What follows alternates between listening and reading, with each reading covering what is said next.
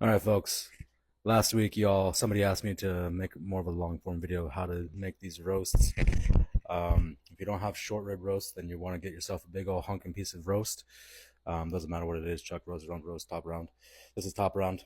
Since it's so big, I, you know, scored it a little bit, added my seasoning. I'll add the seasoning to the other sides once I put it in the pan. This is what I'm going to be using. It's called Le Creuset. Any French people out there, I don't care. Anyways, if you don't have this and you have like a crock pot, you can utilize a regular pan, do all the searing on the pan, and then transfer everything to the crock pot afterwards. Um, you got to figure it out. Got to do some kind of experimentation. Anyways, so meat. Since I don't have short ribs, I'm using marrow bones. At Sprouts, they sell them as like marrow bones you can eat. At Fry's, for some reason, they have a dog on them, thinking that you're going to give them to your dog. I do give them to my dog after I use them, but I eat the marrow first. So, yeah. Anyways, one whole thing of garlic, beef broth. Sometimes you can use chicken broth, but don't. Just use beef broth. One whole thing of tomato paste. Doesn't matter what kind. And then cheap wine. Cheap red wine, the whole bottle. Okay?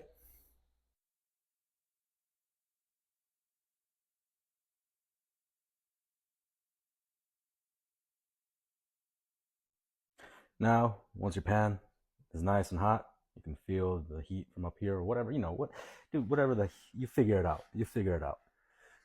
You put your meat inside the pan.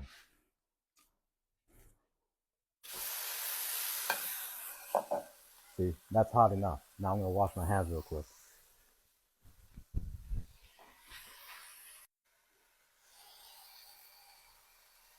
Just pour a little bit of salt on there, Get it all nice and salty. Like your mother. Then you can add some spice. I'm running low. My black pepper. I need a better pepper grinder. This one sucks.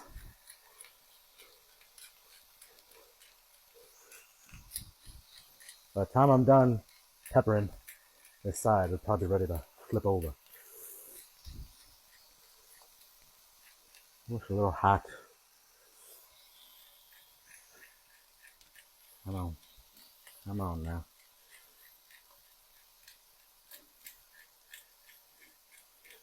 Oh, buddy. Come on. There. All right. Just flipped it. Nice and seared on one side. Wait a few minutes for it to sear on the other side, and then repeat. All right. I flipped it to the third side, but then I added the marrow bones alongside of it so they can kind of get seared a little bit as well. You don't have to sear these as much, but I like to heat them up from being frozen.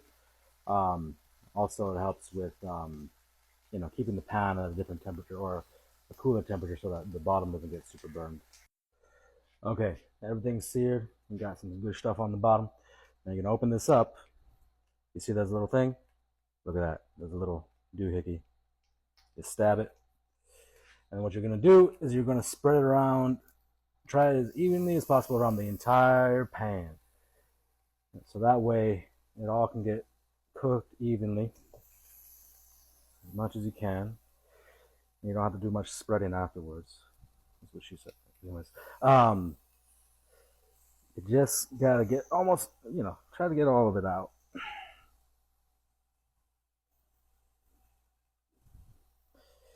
And you're gonna let that kind of simmer and cook down until it's not as acidic. You can smell it.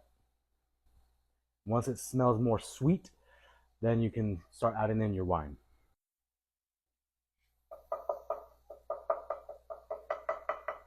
I like to just kind of flatten out the blobs so that, they all kind of get cooked. Now, if you're using a Le Creuset or an enameled Dutch oven such as this, you want to use plastic. You don't want to use metal on this or you're going to scratch it and you're going to ruin the enameling. And then I will come over to your house and slap you for being an idiot. For legal purposes, that was a joke.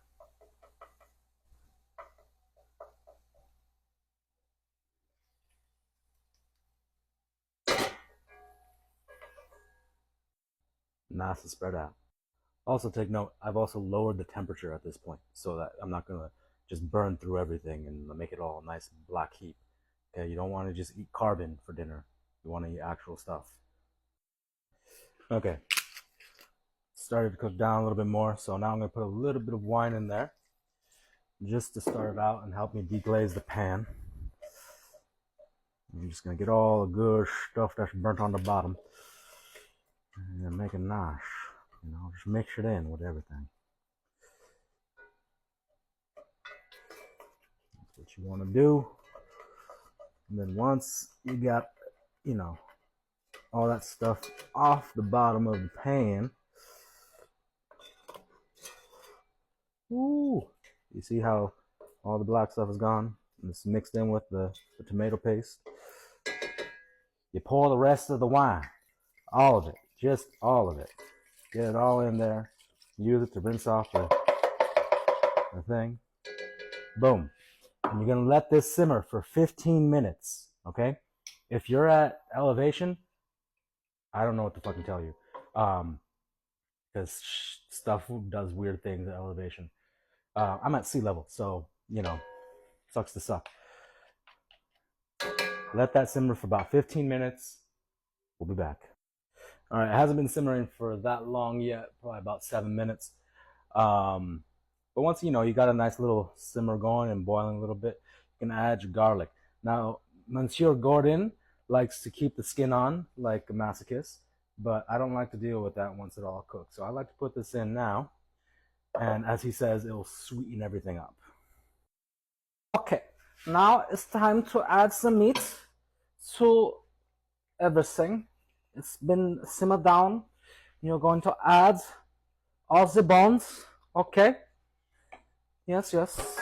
Make sure the bones get into the juice. Yes, yes, yes, yes.